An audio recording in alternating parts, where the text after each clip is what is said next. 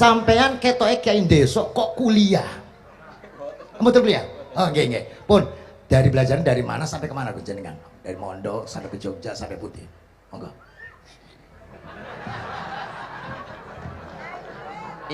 Ini karena sesuai kontrak, nggak boleh nyulaini janji sekali aja Sekali tak tekno Gus. Jadi sebetulnya kalau di ilmu, saya kan sering ketemu ahli geologi, ahli sosiologi. Sebetulnya di ilmu kita, saya kan lama di Jogja dan itu yang saya pakai juga ilmu zaman di pesantren. Misalnya sosiologi itu kan ada mukadimahnya Ibnu Khaldun. Itu kan teorinya luar biasa. Misalnya begini, kenapa Rasulullah itu harus dari suku Quraisy, suku yang sangat terhormat di Mekah? Itu secara teori sosiologi loh, bukan teori nubuah. Kata Ibnu Khaldun, Nabi itu mesti final dari kaum itu aneh. Saya ulang lagi, Nabi itu final dari kaum pasti aneh. Nah masa aneh-aneh ini ditoleransi oleh umatnya karena beliau dari suku yang terhormat. Assalamualaikum warahmatullahi wabarakatuh. Video kali ini tentang gimana caranya Gus Baha mengaji atau belajar sehingga beliau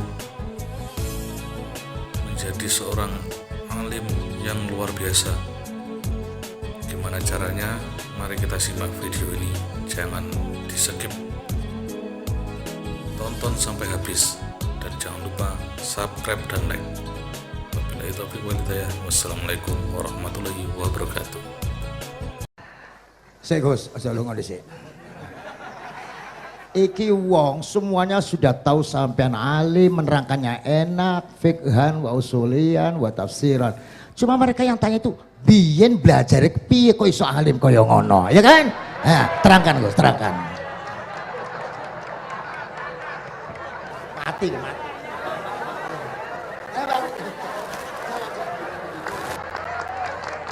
Setuju kan, setuju? Sila, asal dakaik.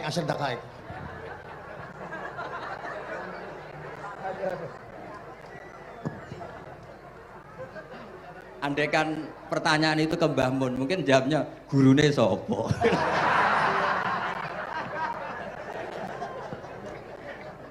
Tapi mungkin kalau ke mbah-mbah saya yang juga babanya Nibiha juga Mbak Abdul Aziz, mungkin putuku.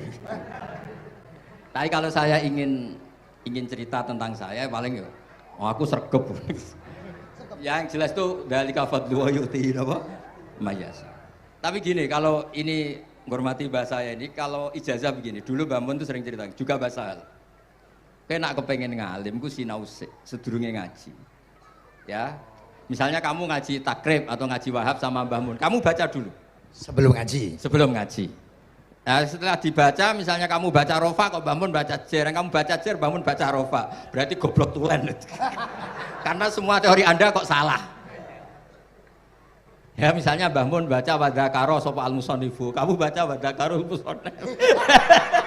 Berarti kan goblok banget itu. Ya kan ada cerita gitu, ada orang tuh nggak tahu betul, Gus maknanya lam tardiman itu apa? Lam tardiman dicari di kamus itu udah ada, ternyata itu di khet lam tarodaman. Dia baca satu lam tardiman, dicari di kamus sampai hidup mati lagi ya nggak ada. Nah, jadi kamu baca dulu, misalnya di bab khet lam taro naringali sapa mar'ah daman ing geteh. Ternyata ngaji Mbah Mun paginya jadi baca lam taro daman. Jadi kalau kamu malamnya baca lam tardiman loh kok. Jadi itu kata Dewe Mbah Mun mergo sorokan kabeh santriku ora mungkin. Carane ngecek kebenaran Anda yo maca sik. Nanti kalau kemiripannya 50% ya separuh alim. Kalau 70% ya serondo alim. Tapi nanti kalau kemiripannya sampai 100% dan berkali-kali, ya berarti kan sudah luar biasa. Jadi yang ngaji sama Ki Mustafa, Ki Niam, saya mohon santri-santri itu belajar dulu. Biar bisa ngecek nanti guru saya baca kayak apa. Waduh salah ya Gus. Kenapa lah? Waduh salah. Karena kiai itu kalau salah ya mau ngalah. Ini ceritanya Mbah Mun betul. Ada kiai nggak tahu apa kakean mergawe, kakean politik nggak tahu. Wal babi lan walang. Terus ada santri, kula gak ada makna kok walang, lawang. Ya walang sing ning lawang cung. Mau kalah. Terus watini lan wit alu. Gurune maca alu. Iki kula gadha makna kok elo. Lah ya wit telu kena nggo alu. Tapi saya menangi kiai itu kalah sama santri itu. Saroko nyolong sapa wong albedo tangi anduk. Terus gurunya kaget. Cung kok anduk, Cung. Bareng didelok endok. Karena kalau pegon kan anduk sama endok itu padha wae. Ini ada padha. Tapi kiainya akhirnya kalah. Memangnya nyolong anduk boleh? Yo ora, Cung, yo haram, yo padha wae kalau gitu nyolong. Nyolong endok ya haram, nyolong anduk haram.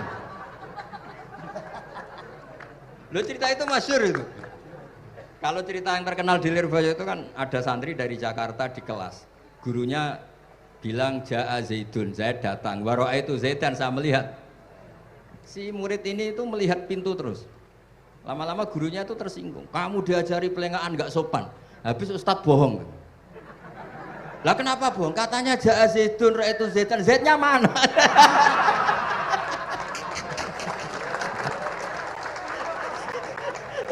Dia gak ngerti. Zaid datang, saya melihat. Mana orang ikut? Kok dibahas-bahas terus itu? Ya, jadi yang serius tadi kalau sampean ingin nguji kualitas Anda, makanya saya dulu itu pede baca kitab di depan Mbah Mun karena ya ngecek. Dan dulu itu Gus Zofur, Gus Kamil sebelum ngaji ya itu mesti sinau sama saya. Nanti ketika Mbah Mun baca, tadi kalau kemiripannya kita 90% ya bagus. Syukur-syukur sampai 100. Dan itu terulang sampai Wahab Hatam, Jamul Jami' Hatam. Sehingga kita tahu. Jadi kalau diskusi kita kok salah ya tahu, kalau benar ya tahu. Kalau tahqiq ya tahu. Biasanya kalau tahqiq itu Mbah Mun karena takut nyalahkan kiai-kiai Jawa, kalau baca 2 kali, misalnya begini. Yasmalu, kadang diwaca Yasmilu ya apa-apa nggih Jawa wae gitu. Karena kalau kita memaksakan sampai benar seperti di kamus, kayaknya kalau ki Jawa itu berat sekali. Dumeli bojo bolak-balik mesti ora goblok wis apik lah. Karena kalau baca tahqiq itu kan butuh kamus. Yang benar itu Yasmalu misalnya. Tapi kan populer juga orang baca Yasmilu. Saya tuh menangi loh, Kiai Jawa dulu baca Simai itu menangi, Masdar Simai. Lama-lama setelah banyak alumni Al-Azhar terus berdasar kamus baca Samai semua sekarang. Saya menangi Kiai itu baca Dilalah. Lama-lama karena sekarang udah banyak punya kamus, baca Dalalah. Fa'alah. Jadi Kiai itu juga kadang-kadang keteror muridnya. Makanya Syekh Zakaria Al-Ansori itu pernah ditanya, kenapa engkau begitu alim alama sampai dilakopi Syekhul Islam? Kata beliau itu lucu jawabannya, karena saya ini orang yang sial. Saya dulu punya guru namanya Ibnu Hajar Al-Asqalani dan punya murid namanya Ibnu Hajar Al-Haytami. Kata beliau, dukik tu bena hajaro ini. Saya ini digebek 2 batu. Kalau mau ngaji takut saya minta ampun karena disuruh baca sama Ibnu Hajar Al-Asqalani. Kalau mau ngajar takutnya saya bukan main karena Ibnu Hajar Al-Haytami itu cerdasnya bukan main. Jadi kalau saya salah itu konangan. Akhirnya dia jadi orang sial tadi. Mau ngaji ya belajar, mau ngajar ya belajar. Makanya meskipun ini pernah sepuh saya tidak berani ngaji beliau. Wah mesti meriang saya kalau ngaji. Jadi yang terkenal alim-alim mohon ngajinya dikurangi ya, karena ini kasihan gurunya. Kasihan gurunya. Nggih, Bon cekap. Bon, itu catat ya. Sebelum ngaji baca dulu. Satu lagi, Gus. Sampean ketoke kayak desa kok kuliah. Kamu tuh kuliah? Oh, nggih. Pun dari belajar dari mana sampai kemana Gus jenengan? Dari Mondok sampai ke Jogja sampai Putih. Monggo.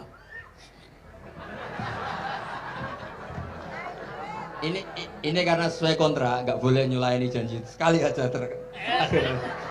Sekali tak tekno Gus. Jadi sebetulnya kalau di ilmu, saya kan sering ketemu ahli geologi, ahli sosiologi.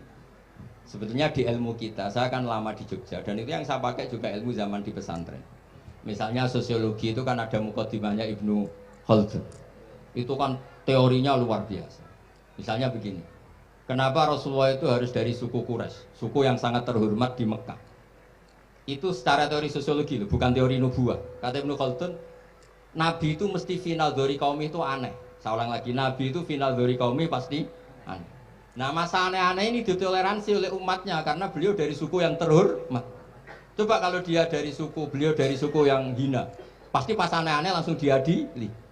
Ya kalau di NU lah, ndak Gus Dur kok bikin aneh-aneh di NU kan langsung tuntas. Tapi berhubung Gus Dur cucu Mbah Hasyim, orang itu mentoleransi, bahkan mengira jangan-jangan teori beliau lebih baik ketimbang kita.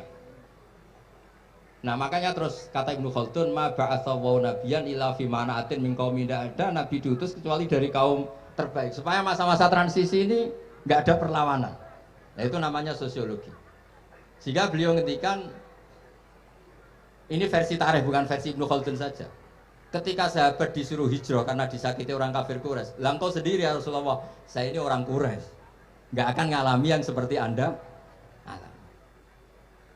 Nah itu namanya sosiologi. Begitu juga matematika. Saya sering ketemu pakar matematika dari UI, dari UGM. Misalnya bilang zakat kan 2,5% misalnya zakat tidak. Saya bilang kalau ngitung itu porogapit, padahal kita zaman sekolah porogapit itu pantangan. Tapi saya bilang, saya punya matematika lebih cepat. Apa itu Pak Bah? Kalau manggil saya Pak Bah. Kalau di kitab disebut rubu'ul usur apa? Jadi bertahap. Misalnya 1 juta, usurnya akan 100.000. Setelah 100.000 rubu'nya 25.000. Itu kita tidak usah pakai catatan bisa. Nah itu matematika Arab. Makanya orang Arab tuh nggak bisa nulis, tapi matematikanya cepat karena bertahap. Misalnya 1 miliar ya cari aja usurnya 100 juta. Berarti rubuhnya 25 juta. Berarti 2,5-nya 1 miliar itu 25 juta. Tapi kalau orang Arab bilang itu rubul usur. Diusurkan dulu baru dirubuk. Misalnya 6. 2/3 6 berapa? Orang Arab bilang sulusan. 6 sulusnya 2. Sulus 2 kali berarti 4. Sama misalnya zakat zuruk. Zakat zuruk itu kan al-usur sama nisful usur. Berarti misalnya kalau tidak disirami ya, tidak biaya, zakatnya itu 10%, berarti per 100 10. Nah, sekarang kalau 10 ini kan berarti 1/10. Lah nanti kalau disirami pakai biaya namanya nisul usur, berarti 5. Jadi orang Arab tuh nggak mau langsung bilang 5 karena kalau 100 dibagi 5 itu jadi 5 itu mikirnya panjang. Jadi diusurkan dulu, terus nanti dibilangkan nisful usur. Nah, jadi ilmu khazanah kita ini sudah luar biasa. Nah, itu makanya terus orang Arab kalau ngitung matematika itu tidak usah tulisan, tidak usah porogapit karena bertahap tadi. Jadi misalnya 2,5 bahasannya apa? Rubu'ul usur. 1 miliar, usurnya berapa? 100. Rubu'nya berapa? 25. Nah ini semoga buatan ngingkari janji. Wassalamualaikum warahmatullahi wabarakatuh. Matur. Sebetulnya masih ada satu lagi, cuma ampun. Beliau adalah sangat hafal dengan nu'util masyayikh. Artinya sebutan. Kenapa Imam Ghazali itu Syekhul Islam, Hujjatul Islam. Kenapa Imam Anu Syekhul Islam. Kenapa Imam Anu, sahabat Anu, ada Saifullah, ada Asadullah. Itu biar ahli sekali. Karena ini belum tuntas, jadi ya berikutnya insya Allah kita mendongakakan ya Allah moga-moga Gus Bah gelem kono ndonga jajal dongane Gus Bah karo donga sampean mandi ndi kira-kira. Matur nuwun Gus, matur Sayyid, matur nuwun, sangat matur nuwun, sangat Masya Allah niki jelas Gus Bah itu enteng, cepet itu diterimanya ku menapa jenenge keterangannya cepat dan lain sebagainya cepat. Enggak ada kayak yang jelimet. Tak kira apalagi saya mendengar dianya saja nggak paham kok. Nah itu. Nah, demikian matur nuwun sampai kudu matur nuwun sangat wong sing lagi uzlah ora gelem. Luar biasa kita hanya selanjutnya atemon Gus. Kula sak sedulur sak santri-santri nek pas jenengan donga pas uzlah njaluk ditongakne ngoten mawon. Nah nggih matur pun nggih. Sampai itu. اللهم صل على سيدنا محمد وعلى آله الحمد لله رب العالمين اللهم ربنا ظلمنا أنفسنا وإن لم تغفر لنا وترحمنا لنكونن من الخاسرين اللهم يا فتاح يا خير الفاتح افتح قلوبنا واشرح صدورنا واجعل علومنا نافعة واجعل أعمالنا صالحة واجعل ذرياتنا طيبة واجعل حياتنا حياة مطمئنة مرزوقة سالمة من الآفات والبلايا برحمتك يا أرحم الراحمين. اللهم يا لطيفا بخلقه ويا عليما بخلقه ويا خبيرا بخلقه الطف بنا يا الله في قضاء حوائجنا كلها من حياة الدنيا والآخرة يا لطيف يا عليم يا خبير لا إله إلا أنت سبحانك إني كنت من الظالمين لا حول ولا قوة إلا بالله العلي. صلى الله على سيدنا محمد الحمد لله رب العالمين. الفاتحة.